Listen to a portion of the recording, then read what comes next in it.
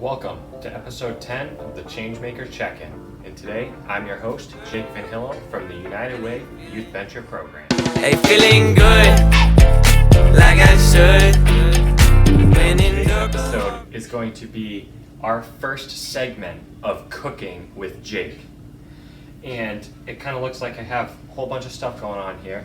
And what I'm going to be making today is what I call frozen s'mores.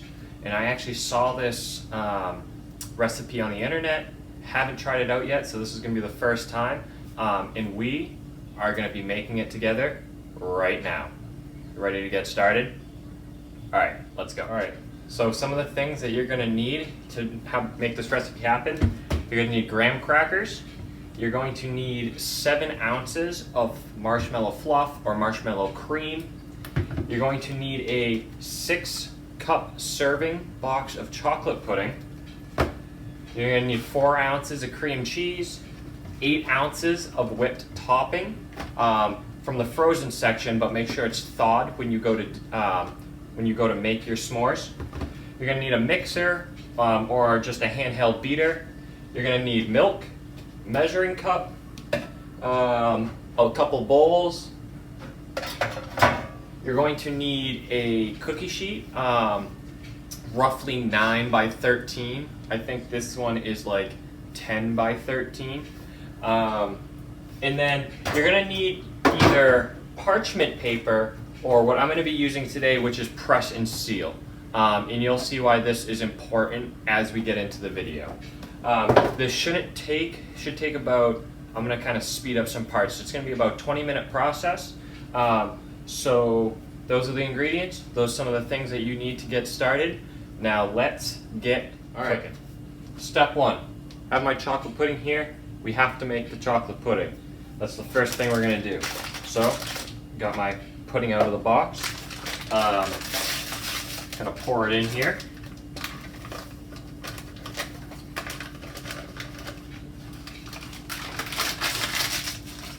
So it calls for 3 cups of milk. I already have it pre-measured, so we're going to pour that in here.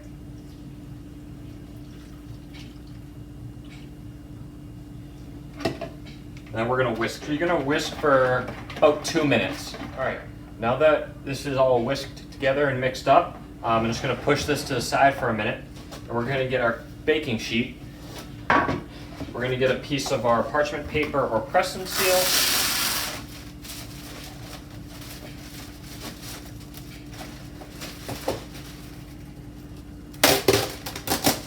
We're going to take our pudding and pour it into the baking sheet. You want to try and get as much batter into the pan, or as much pudding into the pan as possible. I'm going to put the dirty dishes into the sink. I'm going to spread this throughout the pan to make sure it's all the way through. Once you have it fairly spread out, what I found works really well, just tap it a couple times, jiggle it around, tap it down. Now what you're going to do is, the pudding is all done, so you're going to put this in the fridge to chill while we are making the marshmallow, when we're making the other part for the inside, which is going to be the marshmallow. Alright, so I will be right back. Alright, now that we're back from putting the pudding in the fridge to chill for a little bit, we're going to be making our marshmallow topping. And what that's going to include to start is we're going to put our 4 ounces of cream cheese, and we're going to put our 7 ounces of fluff into the bowl. All right, so I'm going to start by putting the fluff in. All right, so that's it for our marshmallow. Now what we're going to do is we're going to put in our 4 ounces of cream cheese.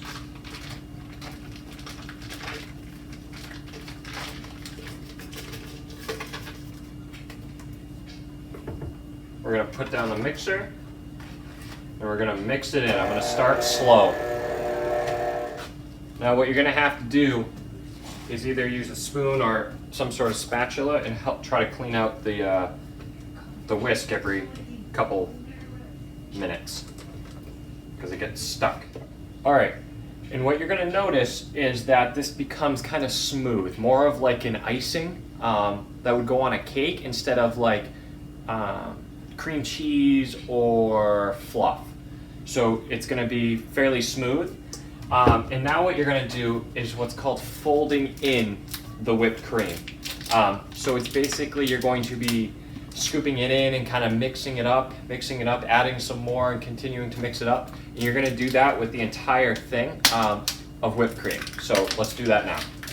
And the technique folding, so when you put it in the bowl, you're not stirring it, you're more of like scooping down and like getting to the bottom of the bowl and then bringing it up. And like you're flipping it over itself.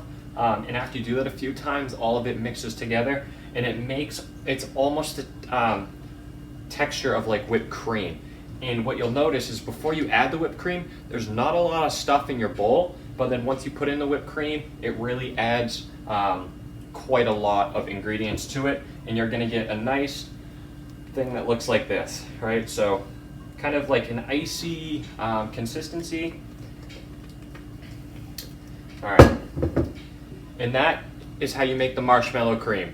Now I'm gonna go back downstairs and grab the pudding that I had put in the refrigerator to chill, and I will be right back. All right, now that we're back upstairs, we have our chilled pudding, and as you can see, it's fairly solid. And all we're gonna do now is we are going to take our marshmallow cream, we're gonna spread it all over the top. So we're gonna just place it on in globs. All right, so I have now covered the chocolate pudding with the marshmallow. What I'm gonna do is I'm gonna take a spatula that I have, like a cake spatula. I'm gonna kind of flatten out the icing. I am then gonna cover it with tin foil, and then I'm actually gonna freeze this overnight. So it's gotta become solid enough that we can cut through it without it breaking. So I'm gonna freeze it overnight, and we will be back tomorrow morning to finish what we started. All right, so that was a little bit of a blooper. I went to pull out the tin foil and the whole roll of tin foil fell into the pudding cream mix. So let's try covering it again. All right, so now that that's in the freezer and we're gonna let that freeze overnight before we come back to finish. The one last step before we can stop for the night is clean up your dishes, clean up everything that you used, make sure everything gets put back. Because one, you always want to pick up a mess that you created, and also it's going to make life easier tomorrow. So when they come out of the freezer, we can finish putting them together and enjoy them. We don't have to wash dishes then. So make sure you wash your dishes after that goes in the freezer. And yeah, that's it for now. I will see you guys tomorrow morning when they are ready to come out of the freezer and ready to be finished. All right, have a good night. All right, so welcome back. We have allowed our marshmallow cream and pudding to freeze overnight. And we're gonna finish the recipe today and try it out and see how it is. Again, I have never made these, so this might not go as smoothly as it should, but we're gonna do our best. So what we're gonna do, our first step is we are going to open our box of crackers, and we need roughly, I believe it said we need 15 crackers broken into in half. So each pack contains 4, 8, 9, so we're gonna use about a pack and a half. All right, so now that the graham crackers are broken into halves,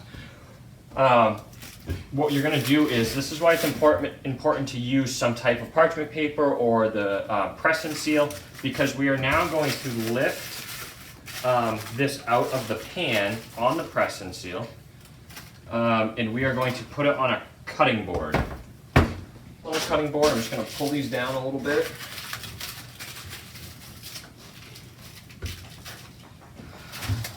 And what you're gonna wanna do now is you're gonna wanna layer these across. You wanna put them on, you wanna make sure that you're leaving enough room so that you can slice it.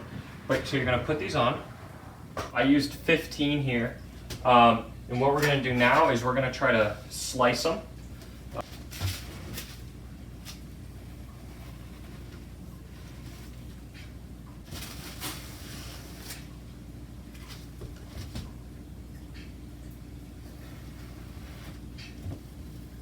All right, so now that they're sliced, I've changed my mind about what we're gonna do. because I don't know if it's because it's a press and seal and not the parchment paper, but I can't really get a good grip on it to flip it over because I all feel like they're gonna fall.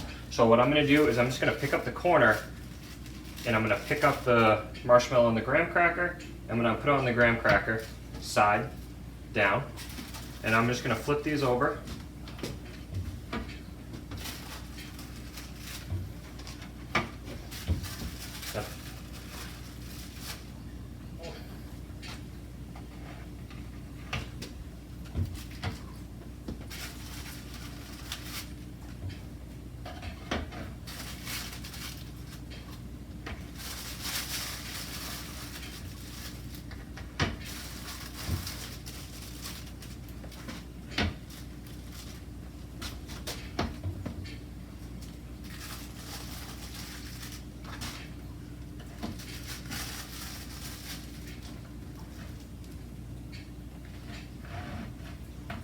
Alright, and we're going to start putting the graham crackers on them. Now they are icy, so things are going to slide around. We're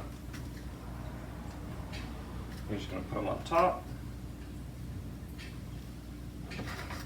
I have seen it done other ways where you kind of try to put the graham crackers on the bottom, but sometimes it comes out messy.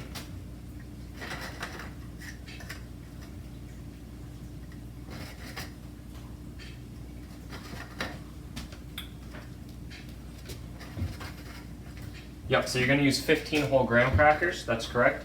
What I'm going to do now is I have 3 more that I need to fit. So I'm going to put these in a bowl because these aren't going to be eaten right away. So I'm going to put these in a bowl, which I will then put back in the freezer so they stay good.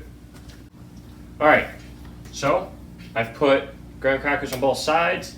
They're in the bowl, they're ready to go. But before this video comes to an end, just like any good chef or any good baker would do, they are going to test their product. So let's try it out and see how it is.